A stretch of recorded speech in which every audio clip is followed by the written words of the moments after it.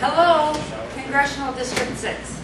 I know I get a lot of responses when I say District 6. I've had a couple people tell me it sounds too much like the Hunger Games. It's not how you say it. I said, well, you know, that's kind of what we've got going on. Is kind of like the Hunger Games. So I want to start by saying thank you to the very generous members of the VFW Red Arrow Post 1527 for donating the venue tonight. It's awesome.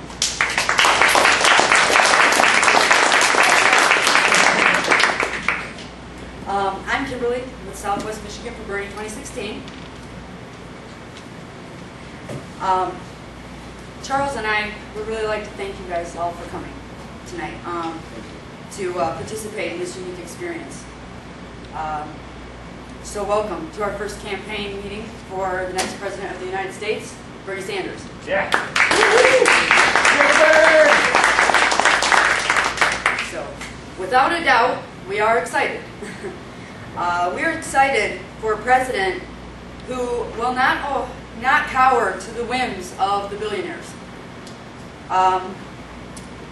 We're excited for a president who will work tirelessly to end the outrageous income and wealth inequality that currently plague our country. We are excited for a president who wants to make higher education affordable for everyone.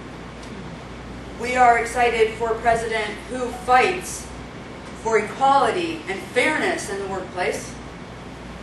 We are excited for a president who not only recognizes climate change, but who is willing to fight with us to curb the habits of our country to help us end our dependency on oil and build a new infrastructure with a focus on clean energy. And we are especially excited for a president who will address the absurdity that our criminal justice system has become. Bernie has said that it's not about him. Bernie has said that it's about us. Bernie has said that he can't do this alone, but we need a political revolution. We need Bernie as president, but we need more than that. We need to take Congress back from the billionaire class as well. Right here in District 6, we are being represented in Washington by the longest-serving congressional representative in all of Michigan. And it's time to say goodbye to Fred Upton.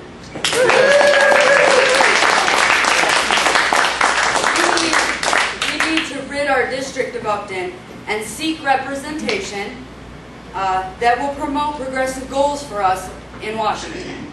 With that being said, I'm so very pleased to introduce our guest speaker, one of our favorite local progressives, who is planning to run for Michigan's 6th District Congressional seat in 2016, Paul Clements.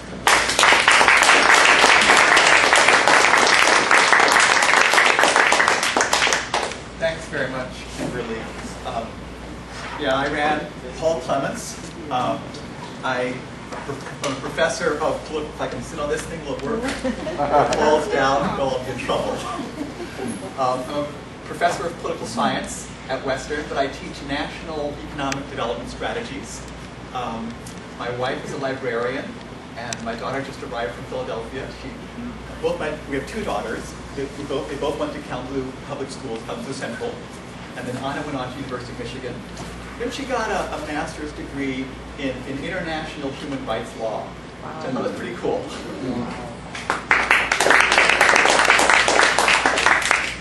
So I ran in 2014, and I'm going to be running again. It was my first time to run, and we got the highest Democratic votes share in my race ever in this district. So that was pretty good. It was not a great win, as you all know. But with my first time run, you learn a lot when you do this the first time. And so I'm beginning to sort of put the pieces together to build a stronger team, to build a stronger campaign. And everyone knows that the turnout last time was pretty poor. And we would expect it to be, in general, better in an election year. But I think this election year, coming up in 2016, is going to be different even from other presidential years. And the reason I think that is because of this guy that we're all talking about. Because of Bernie. Because, you know, he talks about, they're saying political revolution. Our democracy is in deep trouble. And it's not a question of, we need a little change here, we need a little change there. We need deep change. We need, if we want to save our democracy for this century, for our children and grandchildren, we need major change. I'll talk about some aspect of this. But one thing that Bernie was saying, that Kimberly was saying, is, you know, hey, this is not about Bernie, it's not about me either. It's about all of us. And we do have a little bit of time. So I thought it would be good if we could first go around, if everyone could just, you know, say your name, maybe something about what you do or where you come from, just a sentence or two of introduction. This is about all of us. Could you start, please? Well, we certainly have quite a group here. But, you know, we also need to acknowledge that if we want to bring about the kind of change that we're all talking about, that this has got to be just a start. I mean, hey, it's 16 months before the election. To get this many people out 16 months before the election, I think that says a lot. But this has to be just a beginning. We got to be building from here. You know, I was a little bit biased because Bernie endorsed me when I ran last time. He didn't only endorse me; he gave me $1,000. So I was inclined to be favorable. But when he came out and said he was going to run for president, and said that he was going to have 3 central issues: economic inequality, money in politics, and climate change, I said, yes, sir. There are a lot of other important issues. There are a lot of them, and people have raised many of them, and we need to be looking at those as well. But if we do not address economic inequality, money in politics, and climate change, our democracy is toast. Now, I'm a political science professor, okay? I believe in democracy. I love teaching. I love teaching. I love what I do as a professor. You know, I didn't decide to run for politics because it was going to be easier. Or it is fun, okay, but I decided to run for Congress because our country is in deep trouble. Our democracy is in deep trouble. And when Bernie came out with those 3 issues, he hit it on the head in terms of what we need to be addressing if we're going to save our democracy. If we don't deal with those, then everything else can go by the wayside. I will say that there's one other issue that I think we always need to bring up as number 4. All right, and that is the whole question. Well, this is I think the biggest challenge that our democracy has faced since the founding over 200 years ago, and that is race. And that is race.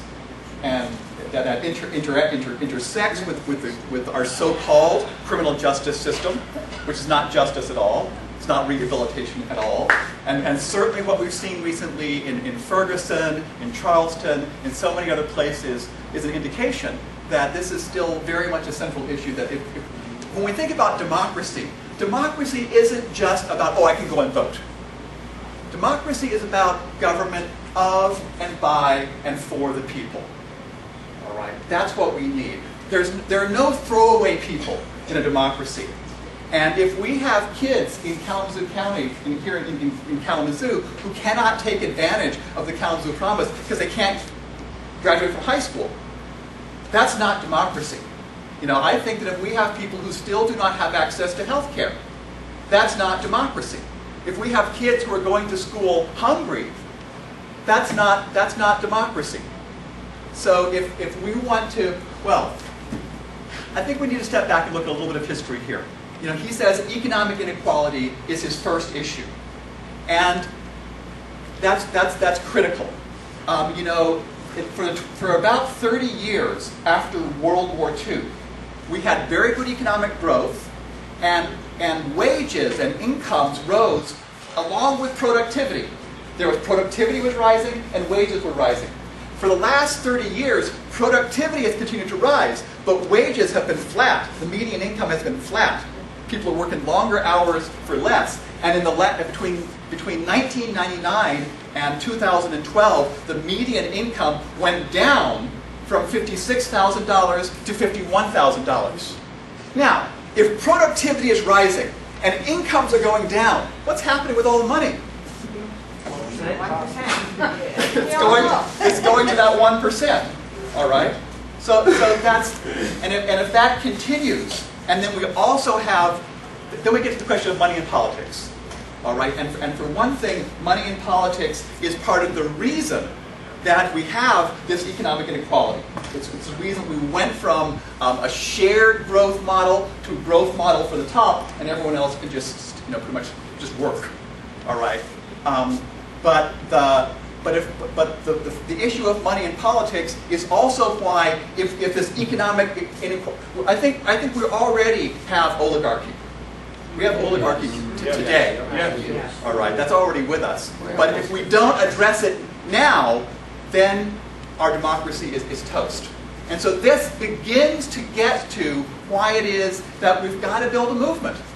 Because Bernie is talking about the issues that are so fundamental that when people, when the 1% realize that he's getting some traction, when they realize that there's a real chance that these issues could be addressed, they're not going to just step back.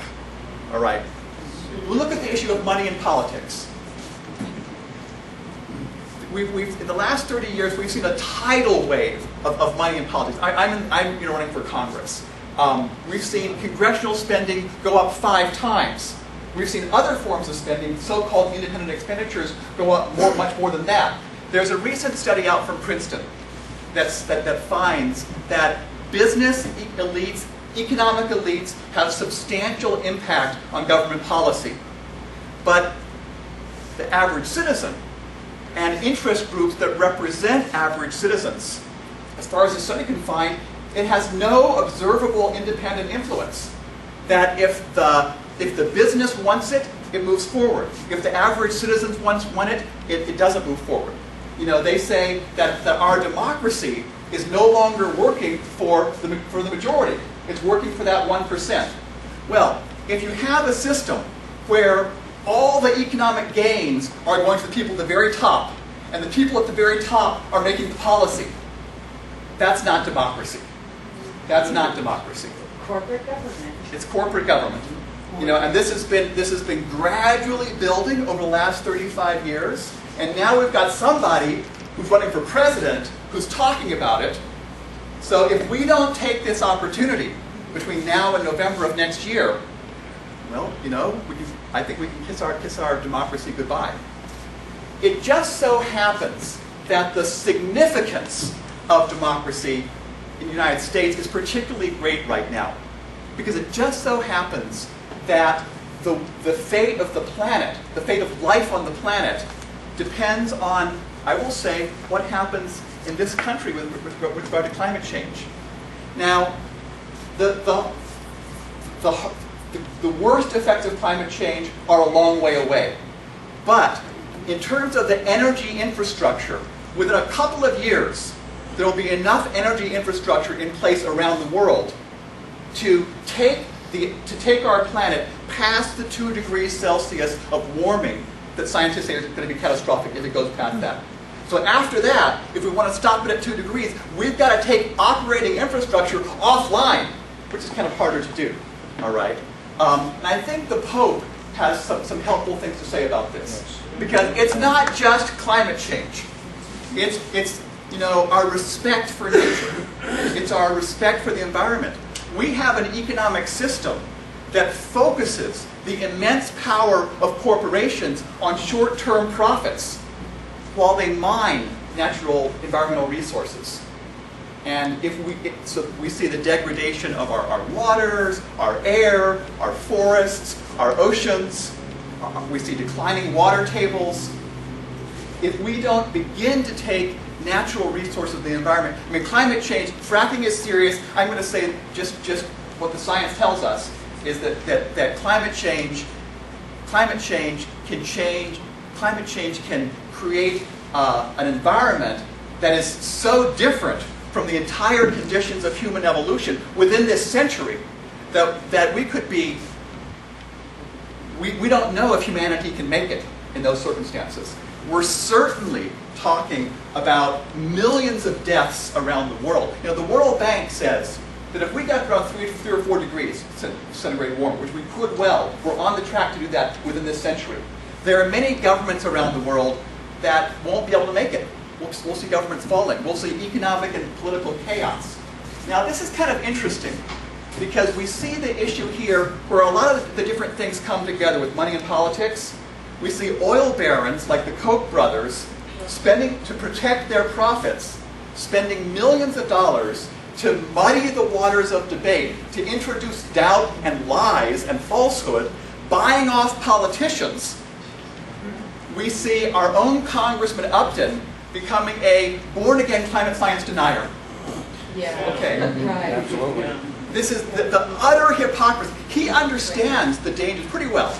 He understands the dangers from climate change, that it's putting my children, your children, all of our grandchildren at risk.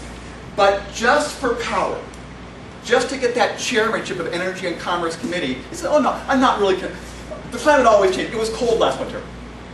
All right? Now seriously, that's the kind of problem with money in politics that we've got to get that to change. Well, then we need to come back also to the issue of race. You know, our criminal justice system, I think that there's two sides of it to look at. On the one hand, I think we all know that we're putting so many more people into prison for reasons that are just not, that just don't make a lot of sense. That when they started the war on drugs was substantially driven by, I'm going to say, an element of racism. And that's when we saw the prison populations increase by 300, 400%. We saw politics of fear, which led to a position of, well, lock them up and throw away the key. We have by far the highest prison population of any country in the world. Now we can look at this economically. You know, does it make any sense economically for Michigan to spend more money on prisons than it spends on higher education? No, certainly not. But let's also look at our communities. If we want the predominantly young men of our communities to be contributing positively in our communities, and what we're doing with our so-called criminal justice system is working against that. So that's an issue. But then when we see the things like the Ferguson and Charleston and so on, what that's telling us is that just utter racism is still a deep blight on our society and our democracy. And you know, I notice that we don't see a lot of African American faces in this room. All right. Well, that's the reality. But if we're going to build this movement, if we're going to build the movement, what Bernie calls the revolution, if we're going to get this democracy back on track in a way that is government of, by, and for the people, we've got to let people know that this is not for white people. That we're going to be that we need to be inclusive in terms of the challenges that have addressed this country historically. And we need to build a society that's a society for all of our citizens where there's true equality. I mean, right now, it's so sad that we're seeing, in terms of civil rights, in terms of voting rights, we're moving backwards. Yeah. We're moving backwards in terms of voting rights. Well, that's terrible. But in a context where we're also having increasing inequality. You know, when we saw the economic crisis this last time around, again, it's a very sad example of the depth of the loss of our democracy. What we saw is that since the crisis, the very people, the banks, the Wall Street that pushed us into the crisis, they're now the ones who are making record profits again, while wages have been flat, and while the assets of our minority communities, African American and Latino communities, are dramatically, are a third or a quarter of the level of what they were before the crisis. So it's pushing us in completely the wrong direction. Well, so there's plenty of problems to talk about. When we talk about a positive policy, and I want to talk a bit about something that I'm I'm pushing for my policy. I'm sure Bernie will have some things to say about his pretty soon. And one way to look at it is in terms of addressing the historic challenges, the economic inequality, and so on. And so certainly we need to address the tax system.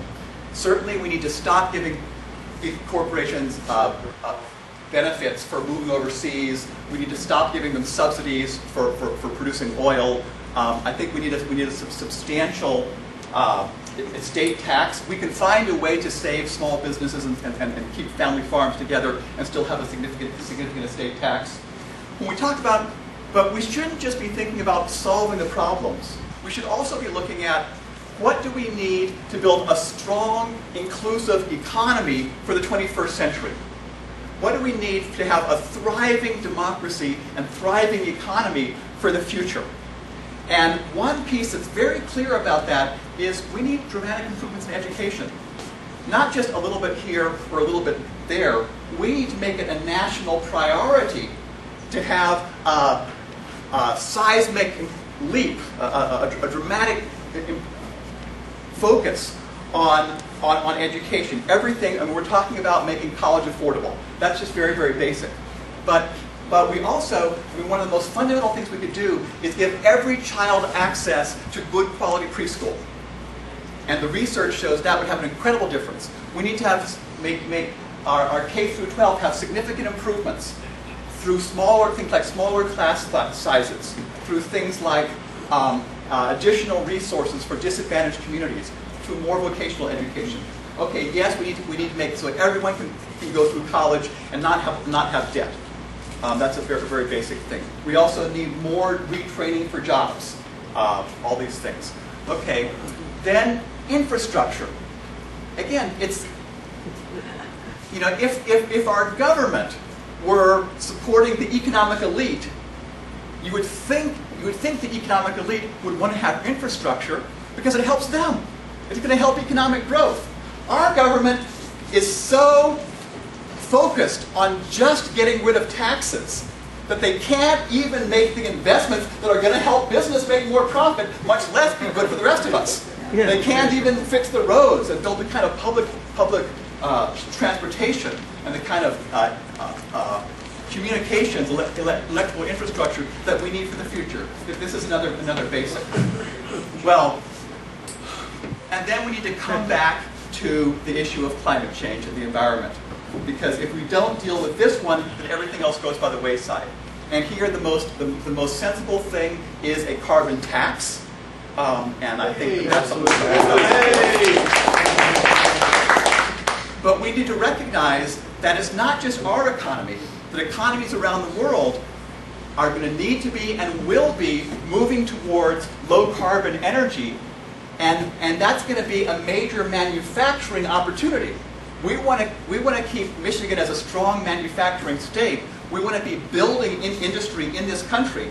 Germany has figured this out. That's why Germany is pushing forward for their clean energy. We need to figure this out too if we want to keep strong jobs here.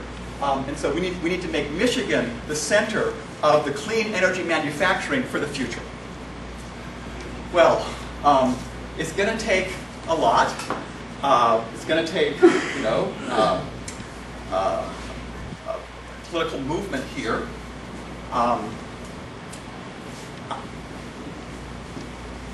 I know this is a Bernie event, but I do want to go ahead and say, hey, I have a sign-up sheet if you're interested in volunteering or supporting in one way or another, getting on my email list for Clements for Congress.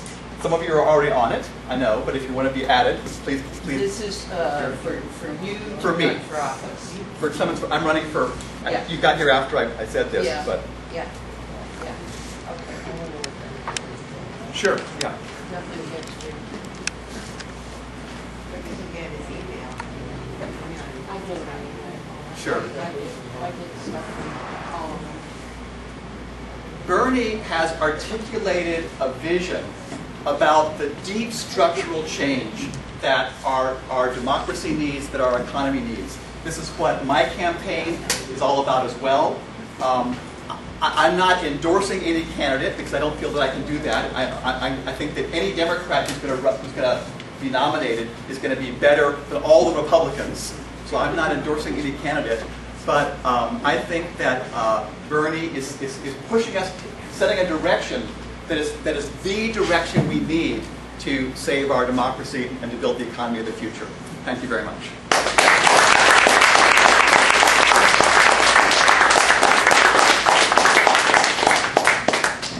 Thank you, Paul.